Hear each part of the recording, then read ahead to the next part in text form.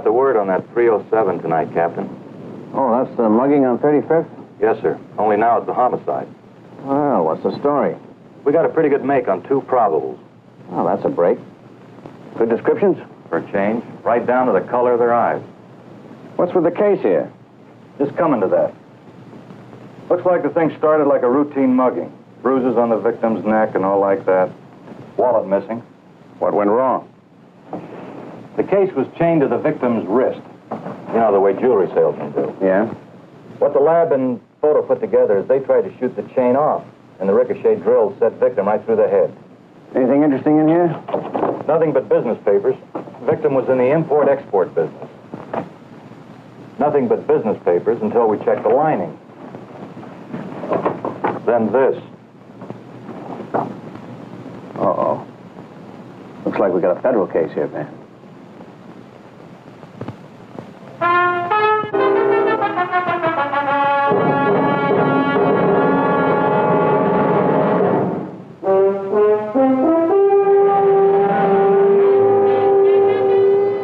Attention of the police and federal agencies called into the case, Shift Tech Company, source of the photocopied memorandum.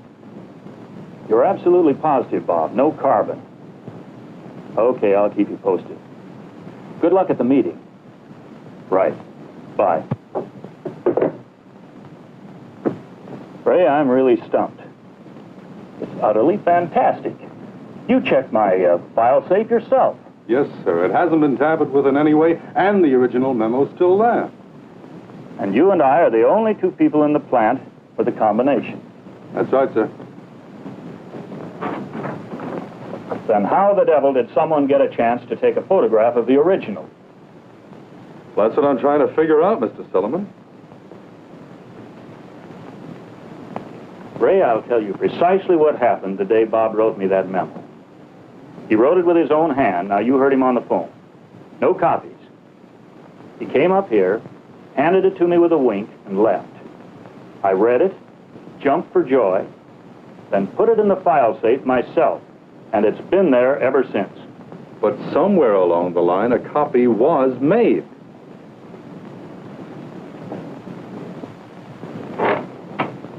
By me? By Bob?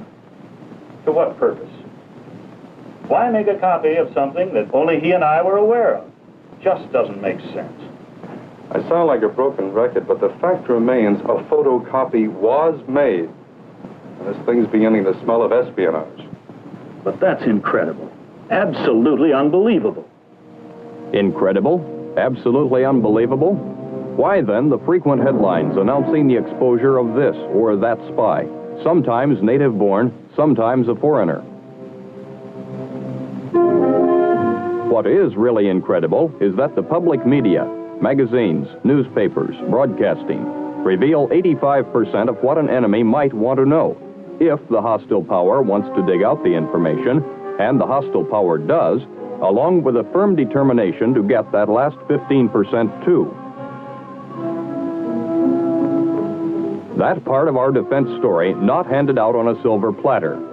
Here is where there enters the picture that melodramatic figure, the spy or espionage agent, and the tools of his profession. Simple lockpicks, portable X-ray machines, an almost limitless variety of microphones, recorders, transmitters, and receivers. Complex yet tiny. The development of the transistor and micro-miniaturization have worked wonders. A newly developed shotgun mic was to figure importantly in the Gyrotech case. Want to eavesdrop on somebody? Attach a small hidden device and the telephone caller will have an audience he never suspected. Or take the area of photography, motion pictures, still camera, infrared, and microphotography. All available and some small enough to lose inside a pack of cigarettes. You can buy a telescope today that will let you count the freckles on someone's neck a mile or so away. Freckle counting is not the name of the game called espionage, however. Our purpose here, in this case illustration, a composite of several actual security violations, is to make you aware of the improbable, unbelievable devices that can be used against your company and you. But that's incredible. Absolutely unbelievable. First step when the unauthorized photocopy was discovered. Comparison with the original Gyrotech memorandum. The handwriting on the copy was strangely elongated, as though the picture had been taken at an angle. Using an instrument known as the autofocus rectifier, government technicians can, in effect, flatten out the photocopy. The difference allows the expert to calculate the angle of the original line of sight. Investigators were now able to establish the vantage point from which the photograph was made. A newly established import-export office across the street from Gyrotech. The subleased office was now vacated. The federal security investigators made an inch-by-inch analysis of the premises. Tests were conducted using a telescopic lens known as the Questar. At this distance and position from the Gyrotech plant, it was as though much of what went on inside Gyrotech was exposed to view, a close-up view. With the camera attachment, agents could photograph even the smallest details in a blueprint or document, right through the window of the president's office.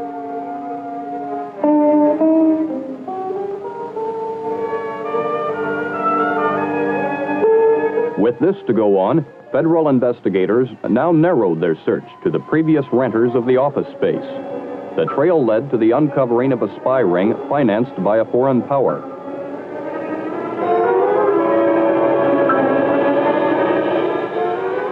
Boyd Johnson, American-born, a recently hired electrician, employed by Gyrotech.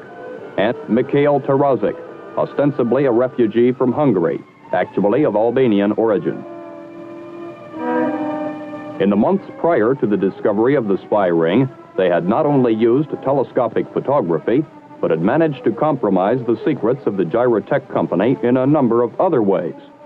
By using a shotgun microphone across a heavily trafficked boulevard, they were able to aim and pick out individual voices, even in a crowded area. Out in the open, conversations of Gyrotech's top scientists and engineers were monitored and recorded. The Gyrotech company had a number of basic research contracts with the state university. Consequently, activities on the campus were of interest to the pair of espionage agents, particularly what went on inside the physics building. One day, there was a visit from a telephone repairman, or, more accurately, a man who represented himself as a telephone repairman. It had been an easy matter to interfere with the telephone drop line outside the building to create a genuine disturbance. It was an easy matter to gain entry to where he wanted to go to. A busy secretary was in no mood to check his credentials.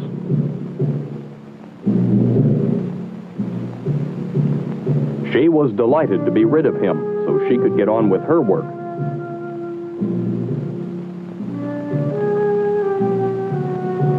Mikhail Tarazik must have felt the same way as he proceeded to, quote, repair, unquote, the professor's line. It was a matter of a few minutes, and the job was done.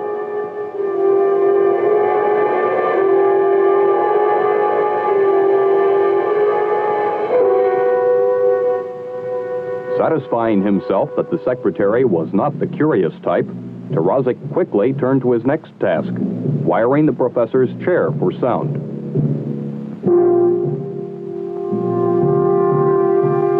The tiny transmitter, running on power cells, would have an active life of several months and could transmit over a range of a half a mile or more.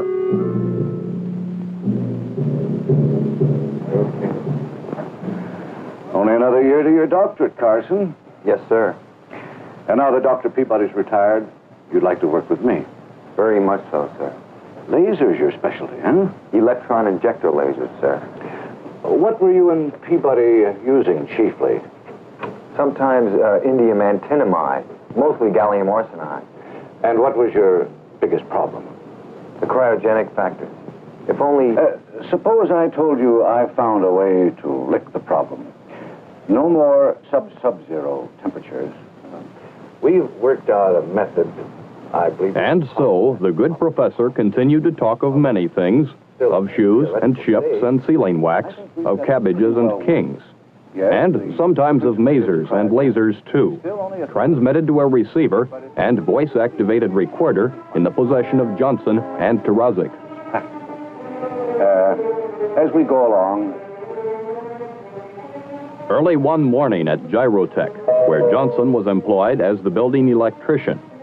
On this particular day, a carefully worked-out plan took shape.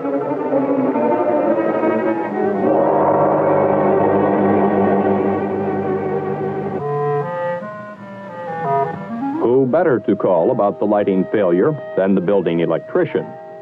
The foreman assigned the job to Johnson. It was a restricted area where secret work was performed. Johnson, having only a company confidential clearance, was escorted to prevent his access to secret information. So far, everything according to the book.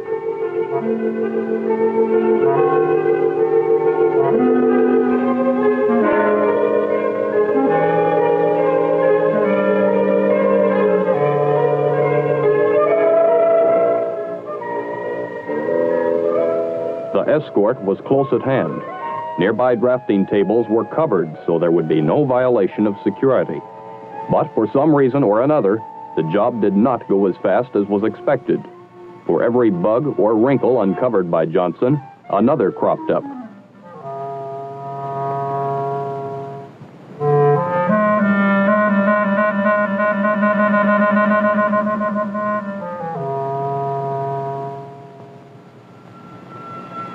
The job would take a couple of days, and so it went. When he entered the second time, then the third, Johnson was an accepted figure in the drafting room. The escort and personnel in the area were a lot more casual now. Why not break away for a smoke now and then? No longer were the drafting tables covered in the area where Johnson worked. Because he was there, everybody assumed he was supposed to be there, and didn't give Johnson's presence a second thought.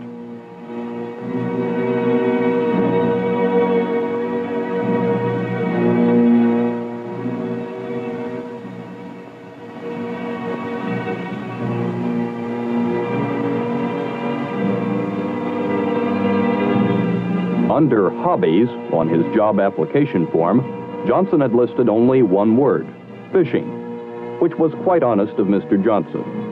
Unfortunately, no one had sought to find out if Mr. Johnson was also a highly trained photographer.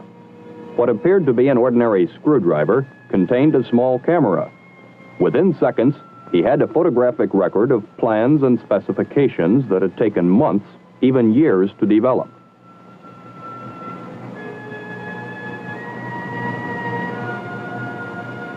All reduced to tiny microfilm dots, which would be mailed to a drop point in Central Europe.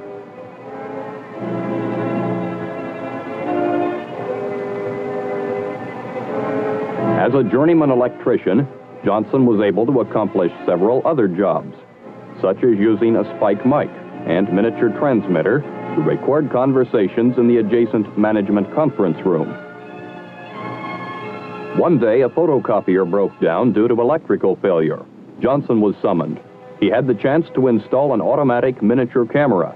Now it would be one copy for the company, one for Johnson's foreign employers.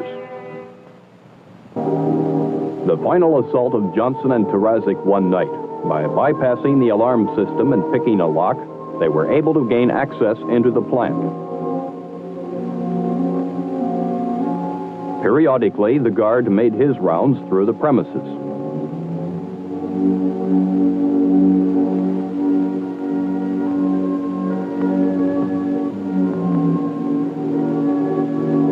They came well equipped for the job.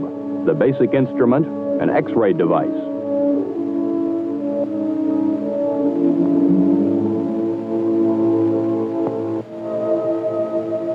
The files of the engineering project supervisor had been properly secured. Johnson held the negative X-ray plate against the locking mechanism, while Tarazik went around to the rear of the file with the radioactive element.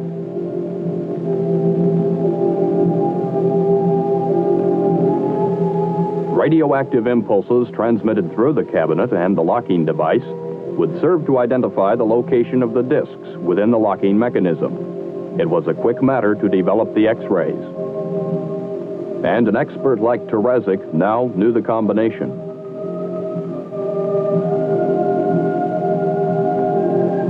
No noise, nothing for a guard to become curious about.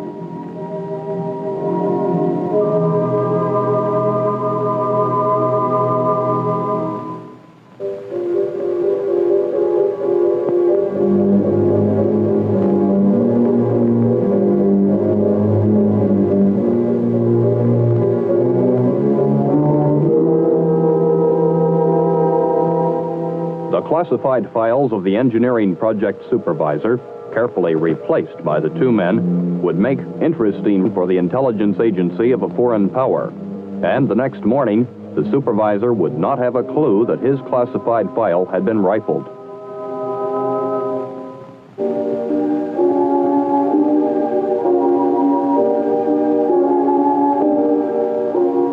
A conscientious guard, but he should have checked the area in which the secret material was stored.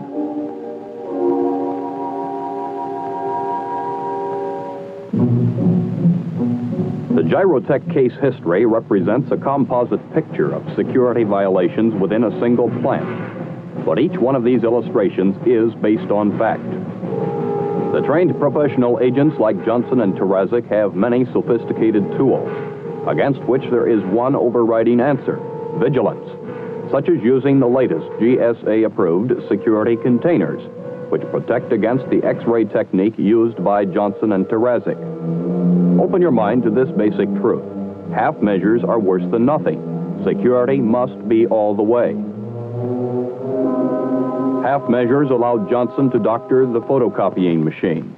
All the way means allowing access only to fully authorized servicemen. Half measures allowed the illicit photographing of the work of many key draftsmen. All the way would have meant an escort all the time in the restricted area and classified material covered. Terezik's style of telephone repair would have been frustrated if more than a quick look had been taken at his company identification card.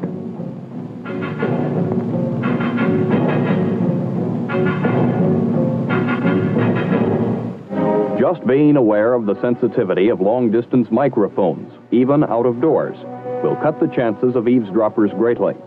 When you are vulnerable to eavesdropping, that's the time for small talk, not shop talk. A high-powered telephoto lens can pry into your private affairs, but it often can be stopped by vigilance and common sense. A drawn blind, for example, would have ended this case history before it began. If you are working in a defense-related area, your plant must be a strong island of vigilance amid the potential security threats on every side. So, smile or not, but remember, someday, somewhere, you too may be on a kind of candid camera, on the spot in our nation's defense against the spy.